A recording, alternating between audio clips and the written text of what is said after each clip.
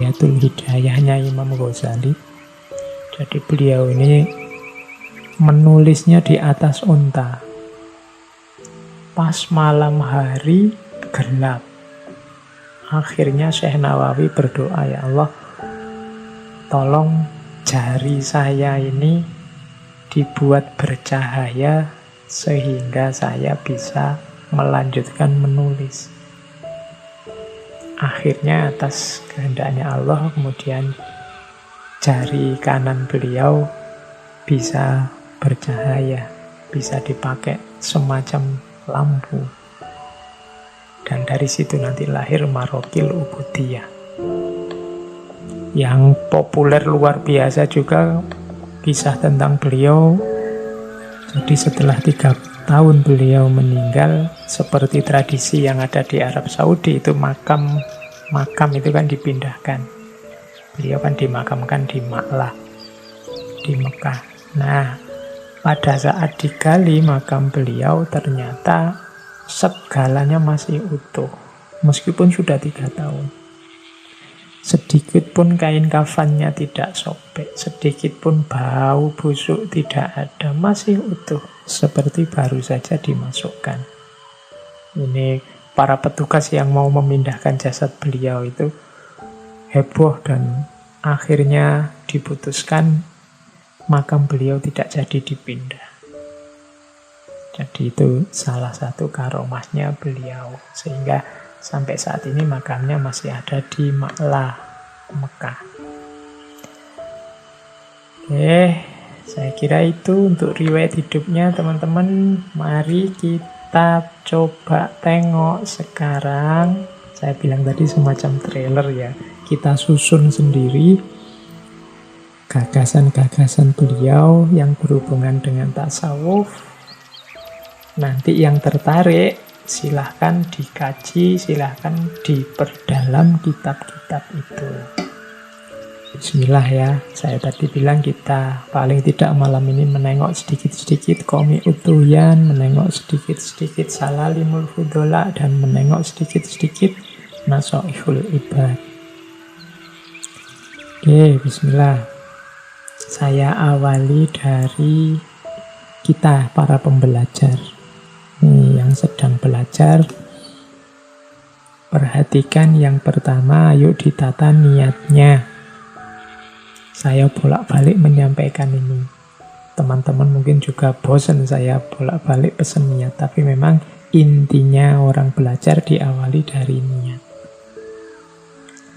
Nah, kalau niat sudah benar kan nanti hasilnya juga akan benar, akan baik. Kalau menurut Syekh Nawawi, tujuannya orang belajar atau tujuannya pendidikan itu paling tidak ada 4. Jadi ayo kita niati kalau kita belajar punya 4 komponen ini. Yang pertama apa?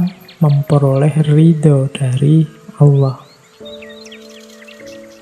Jadi nawaitu, kita cari ilmu, semoga mendapatkan ridho dari Allah. Kalau sudah dapat ridhonya Allah, insya Allah kita akan bertemu kebahagiaan-kebahagiaan, khususnya kebahagiaan akhirat. Jadi niat vertikalnya ini.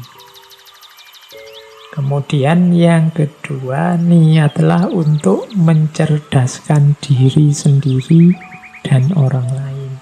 Jadi pendidikan itu kita ingin cerdas, bareng-bareng orang lain juga biar cerdas, belajar dan mengajar. Kemudian yang ketiga, kita niati dengan belajar, dengan cari ilmu ini menghidupkan dan meninggikan Islam lewat jalan ilmu. Kalau kita meninggikan Islam, menghidupkan Islam lewat jalan ilmu, insya Allah hasilnya juga positif dan pasti baik, pasti benar. Kan ada orang-orang, mungkin 1-2 teman saudara kita yang ingin menghidupkan Islam, meninggikan Islam di jalan yang lain. Tapi hati-hati, karena kadang-kadang jalan yang lain itu terkontaminasi macam-macam. Bahkan ada yang ingin menghidupkan, meninggikan Islam dengan jalan Misalnya kekerasan. Ada yang menghidupkan, meninggikan Islam dengan jalan menjatuhkan yang lain. Menghidupkan, meninggikan Islam dengan jalan berselisih, berkonflik dengan yang lain, dan lain sebagainya. Nah, kalau menurut Syekh Nawawi lebih positif, lebih bagus kalau kita menghidupkan dan meninggikan Islam dengan jalan ilmu. Di beberapa kesempatan saya sampaikan peradaban-peradaban besar dunia itu dia dominan menguasai dunia pada zamannya, kuncinya ada pada penguasaan ilmu pengetahuan. Termasuk ketika dulu Islam jaya. Islam jaya dulu juga jalurnya jalur ilmu pengetahuan. Sehingga orang-orang dari seluruh penjuru dunia ingin belajar ke kita. Maka cara ini bisa kita ikuti sekarang. Ayo kita hidupkan, kita tinggikan Islam lewat jalur ilmu. Jadi jadikan ini salah satu niat kita saat belajar.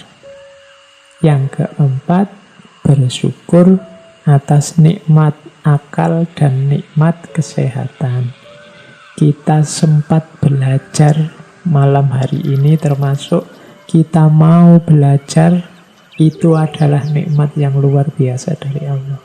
Allah memberi kita kesehatan lahir, kesehatan batin, dan memberi kita hidayah sehingga kita mau belajar dan malam ini merasakan nikmatnya akal dan nikmatnya sehat.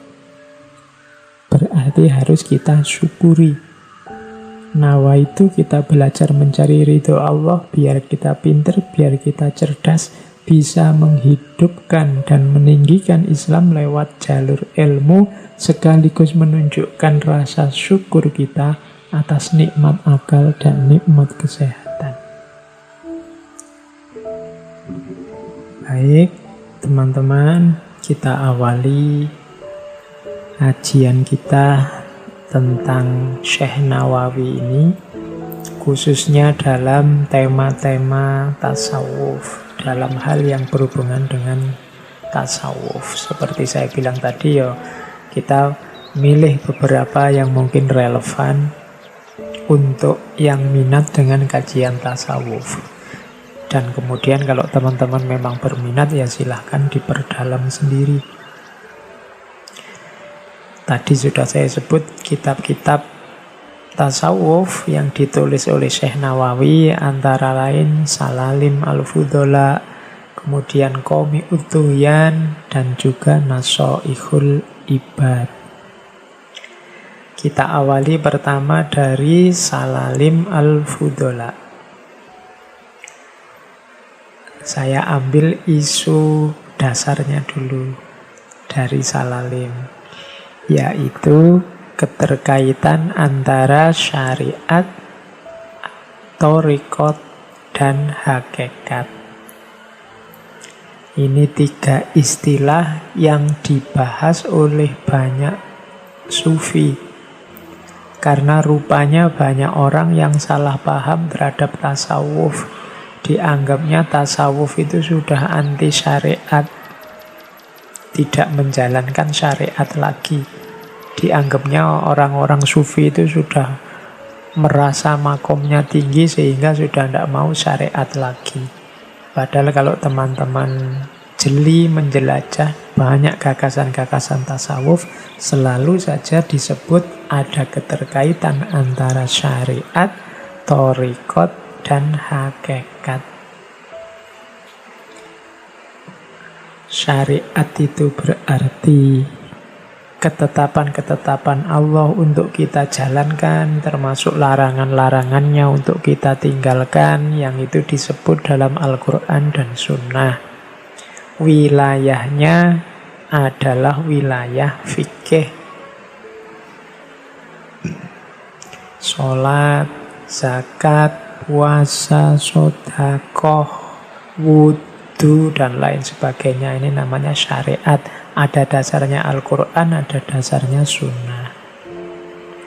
Semua perilaku kita sebagai seorang yang beragama, seorang Muslim, harus punya dasar punya akar dalam syariat. Tidak boleh ngarang sendiri. Cuma syariat ini akan hanya jadi formalitas, tidak punya nilai, tidak ada rasanya, bahkan mungkin dangkal kalau tidak diperdalam lewat jalur thariqat. Thariqat ini semacam dimensi batinnya syariat. Makanya Syekh Nawawi mendefinisikannya pendalaman pelaksanaan syariat. Jadi ketika orang menjalankan syariat, dia akan sempurna, dia akan mendalam kalau dilanjutkan ke jalur thariqat. Apa sih kalau tadi syariat itu fikih? Apa sih lahannya thariqat? Lahannya thariqat itu riyadhah, katanya Syekh Nawawi. Latihan spiritual, latihan batin. Menguatkan batinnya. Misalnya, kalau di situ contohnya memperbanyak ibadah sunnah, memperbanyak zikir, mengurangi makan, mengurangi tidur demi lebih dekat pada Allah. Ini namanya riyadhah, melatih batin kita biar dekat dengan Allah. Jadi itu jalur selanjutnya dari thariqat yang sifatnya pendalaman pelaksanaan syariat. Jadi ibadah yang kita lakukan kepada Allah itu harus lahir dan batin. Yang lahir namanya syariat, yang batin namanya thariqat. Thariqat di sini definisinya agak berbeda dengan thariqat yang sudah jadi lembaga. Itu nanti kita jelaskan tersendiri. Tapi yang dimaksud thariqat di sini itu pendalaman terhadap pelaksanaan syariat dalam aspek batinnya. Nah, ibadah kita pada Allah kalau utuh syariat dan thariqatnya, kita akan mendapatkan anugerah dari Allah namanya hakikat. Jadi hakikat ini kalau Imam Ghazali menyebutnya makrifat. Terbukalah segala rahasia, terbukalah hakikat dari kehidupan ini, terbukalah hal-hal yang tersembunyi yang selama ini tidak tampak. Dan itu semua dianugerahkan oleh Allah pada kita. Jadi melahirkan kesadaran hakikat. Ini buahnya syariat dan thariqat. Kalau syariat dan thariqatnya beres, Allah menganugerahkan hakikat. Syekh Nawawi menggunakan pralambang, menggunakan isyarat. Syariat itu seperti perahunya, thariqat itu adalah lautnya, dan hakikat itu seperti mutiara yang tersembunyi. Tadi disebut syariat harus ada. Iya, kalau syariat itu ibaratnya perahu. Kalau tidak ada perahunya, ya kita tidak bisa mengarungi lautan. Kalau kita tidak bisa mengarungi lautan, tidak bisa kita mengambil mutiara. Maka syariat harus ada, perahu harus ada. Cuma kalau perahu ini tidak dinaiki, tidak dipakai untuk menyeberangi lautan, mengarungi lautan juga tidak ada gunanya. Nah, lautan inilah thariqat. Ibadah yang lahir dan batin, perahu dan lautan. Kalau sudah naik perahu mengarungi lautan, maka ada kemungkinan kita menemukan mutiara. Tidak bisa dijujuk tiba-tiba hakikat, tiba-tiba ngambil mutiara saja. Tidak pakai perahu, tidak pakai lautan. Jadi kita ikuti alur berpikirnya Syekh Nawawi bahwa menjalankan laku batin itu harus ada dasarnya syariat dan nanti ada buahnya hakikat setelah menyempurnakan amal lewat thariqat. Ini bisa dilihat di Salalim Al-Fudola. Terus kalau sudah ngerti petanya syariat, thariqat, hakikat, sekarang saatnya melakukan perjalanan di dunia sufi, menempuh jalan sufi. Ini nanti Syekh Nawawi dalam Salalim Al-Fudola memberi 9 wasiat yang harus diperhatikan oleh mereka yang berminat untuk menempuh jalan batin. Mari kita lihat satu-satu yang 9 ini. Siapa tahu bermanfaat untuk kita. Karena kalau mau diteliti, banyak problem-problem hidup kita itu bukan karena dimensi lahiriahnya yang kacau, tapi semuanya berawal dari batin kita yang tidak tergarap serius. Maka tema-tema sufi seperti yang kita bahas malam hari ini menurut saya penting untuk membawa harmoni dan kestabilan dari banyak kekacauan-kekacauan yang terjadi di sekeliling kita hari ini. Nah, yang pertama harus ditempuh oleh siapapun yang berminat menggarap batinnya adalah taubat. Taubat ini tema yang dibahas oleh hampir semua sufi dan merupakan gerbang pertama yang harus dilalui oleh para salikin yang berjalan di jalan sufi. Taubat itu berarti sadar bahwa dirinya punya banyak salah, banyak dosa.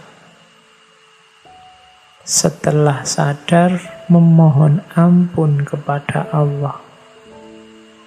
Setelah mohon ampun, niat secara sungguh-sungguh untuk tidak mengulangi lagi kesalahan yang sudah dilakukan. Kemudian yang keempat, kalau itu menyangkut haknya orang lain yang kita langgar atau kita ambil, maka dalam ranah taubat harus kita kembalikan hak orang lain itu. Jadi taubat itu variabelnya 4. Ada penyesalan, ada mohon ampun, ada niat yang sungguh-sungguh untuk tidak mengulang, dan ada mengembalikan hak orang lain kalau ada yang terambil atau terikut.